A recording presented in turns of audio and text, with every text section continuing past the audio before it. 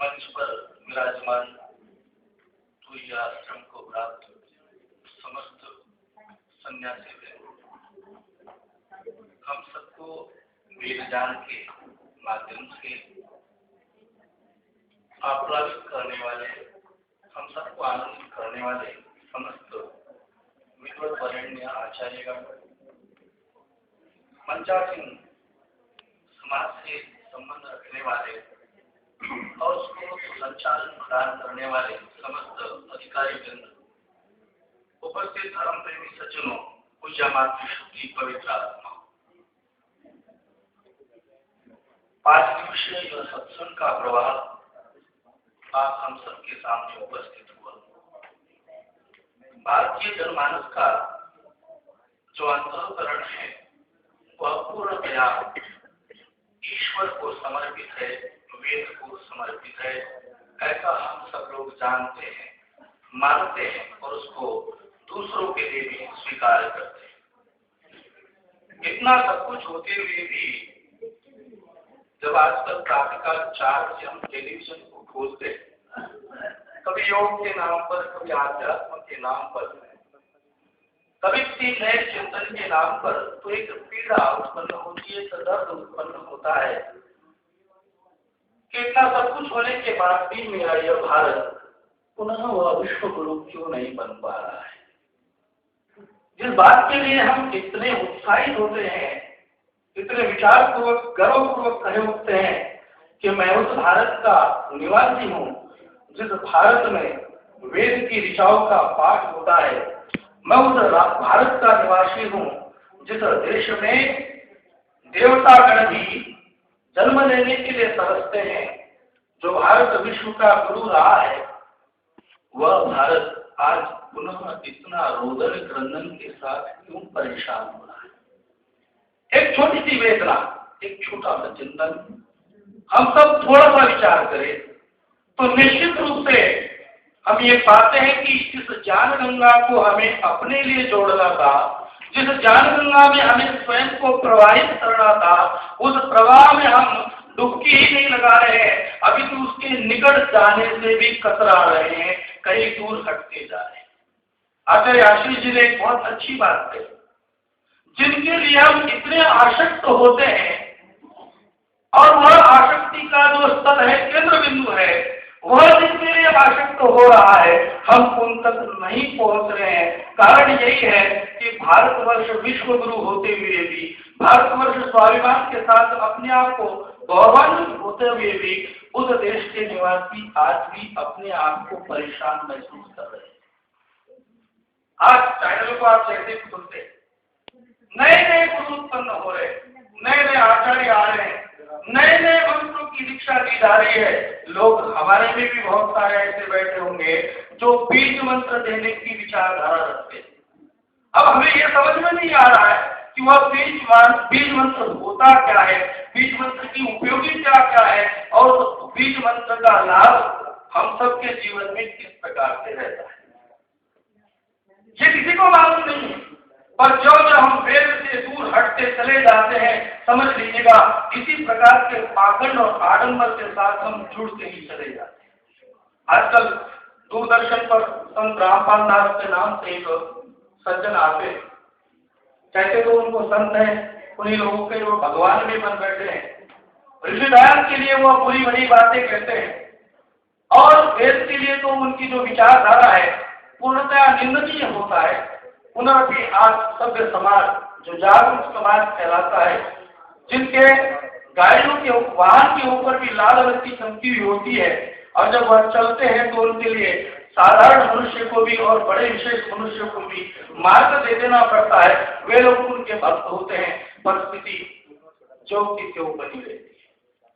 आप वेद की तरफ जब लौटेंगे, क्योंकि ऋषिवर देवदयाल ने सीधी सीधी बात कही, यदि हे मनुष्यों, भारत के निवासी हो, अगर आपको सुख चाहिए, वैभव चाहिए, ऐश्वर्य चाहिए और आनंद चाहिए, तो निश्चित रूप से आपको वेद की तरफ लौटना होगा। वेद की तरफ अगर आप नहीं लौटोगे तो समझ लीजिएगा इसी प्रकार के पाखंड में फंस करके आप अपने जीवन को कमजोर करेंगे। आप संपूर्ण विश्व विज्ञान के साथ साथ आगे बढ़ रहा है, संपूर्ण विश्व धनेश्वरियों के साथ साथ आगे बढ़ रहा है, परंतु हमारे पास जो ज्ञान की मूल राशि वेद है उसके होते हुए भी हम नहीं बढ़ पा रहे। कारण क्या है? क्योंकि हमने वेद को समझा नहीं है, जाना नहीं। वेद शब्द जब 4 शब्दों से 4 अर्थों से हम निष्णात कर लेते हैं, उसको जान लेते हैं, जाने विचारने लाभे और सत्ताया। मैं इस बात मानता हूं और कहना चाहता हूं, जो लोग ये बात मानते हैं कि वेद वह शब्द है जिससे कुछ भी लाभ होता हो, कुछ भी ज्ञान हो जाता हो, वह वेद होता है, अथवा कोई शोध हो जाता है वह वेद हो जाता है, या कोई शोध कर लेता है वह ऋषि के कार्यों को ऋषितुल्य समझा जाता है।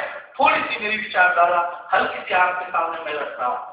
मैं अपनी बात को बलात् स्थापित नहीं करना चाहता, परंतु इतना जरूर कहना चाहता हूं, वेद वही है जो ज्ञान है, और ज्ञान वही जो मुक्ति के मार्ग को प्रशस्त करता है।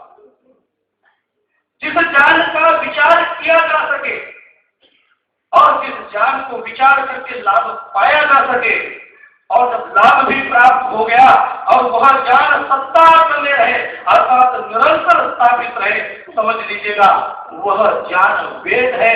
आज उपासना की जो व्यवस्था उपस्थित हुई है, इस उपासना में ना तो कर्म है ना ही ज्ञान है। जब ज्ञान और कर्म का संबंध नहीं जुड़ रहा है तो समझ लीजिएगा उपासना की स्थिति वही होगी कि हम जिसके लिए आतुर हो रहे हैं केवल मात्र उसके लिए लड़ते हैं, परंतु जो हमारे आतुरता का केंद्र बिंदु है हम उसके प्रति कोई भी सजगता उपस्थित नहीं करते। वह ज्ञान श्रेष्ठ होगा जिसकी सीमाएं सार्वकालिक हो, सार्वदेशिक हो, जिसका ज्ञान ब्रह्मांड में जब सृष्टि प्रलय अवस्था में आए और पुनः प्रलय होकर के नवीन सृष्टि की संरचना बनी रहे, उसको एक वेद समझना चाहिए। जब हम इस ज्ञान के साथ जुड़ जाएंगे तो निश्चित रूप से हम उपासक बनेंगे, निश्चित रूप से हम ऐश्वर्यशाली बनेंगे। याद रखिएगा, ऋषिवर देवदयाल ने सत्यार्थ प्रकाश में लिखा है, विद्या और अविद्या की परिभाषा करते हुए, विद्या क्या और अविद्या क्या है? संसार में तो दोनों एक साथ चल रही है।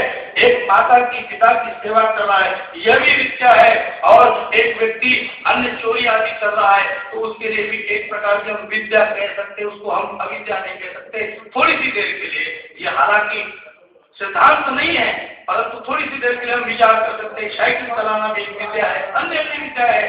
परंतु याद रखिए, नीचे लिखा है जो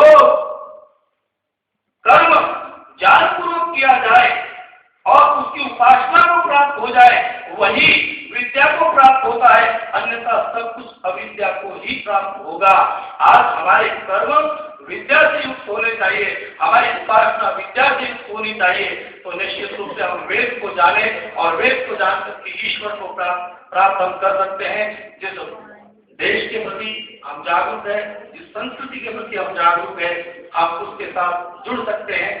आदरणीय मुनि जी ने मुझे अवसर प्रदान किया, हालांकि मैं वक्ता नहीं, मुनि जी स्वयं भी जानते हैं कि मैं कार्यकर्ता के रूप में ही सबको अपनी पहचान बताना चाहता हूँ या अपनी प्रस्तुति रखना चाहता हूँ। आज मुनि जी ने मुझे पुनः अवसर दिया, मैं पुनः धन्यवाद दे रहा हूँ और निवेदन कर रहा हूँ, गुरुकुल पौधा का वार्षिक महोत्सव 31 मई 1-2 जून को होने वाला है।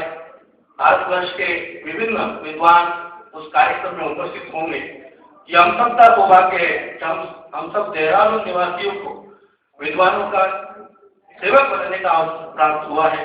पंडित विश्वनाथ जी जैसे विद्वान व्यक्तित्व, आचार्य चंद्रमणि जी जैसे विद्वान व्यक्तित्व, आचार्य सत्यकेतु सिद्धांतालंकार जी जैसे व्यक्तित्व इस देहरादून महानगर को प्राप्त हुए हैं। गुरुकुल पौधा के माध्यम से इस बार आपको 35 विद्वानों के आशीर्वचन सुनने को प्राप्त होंगे। देश के गिने चुने विद्वान यहाँ उपस्थित हो रहे, आप सब उस कार्यक्रम में आमंत्रित है। आइए आप उस कार्यक्रम में सम्मिलित होकर के हम सबका मार्गदर्शन करें, हम सबको उत्साहित करें, हम सबको प्रेरणा दें। और साथ साथ में माननीय आचार्य जी ने संकेत किया है, गुरुकुल दौड़स्थली का वार्षिक महोत्सव 3, 4, 5 जून का है, तुरंत लगातार ही कार्यक्रम रहेगा। 1, 2, 31 मई और 1, 2 का गुरुकुल पौधा में और 3 से लेकर 5 तक गुरुकुल द्रोणस्थली में कार्यक्रम रहेगा। आप सादर आमंत्रित है। ओम शांति शांति।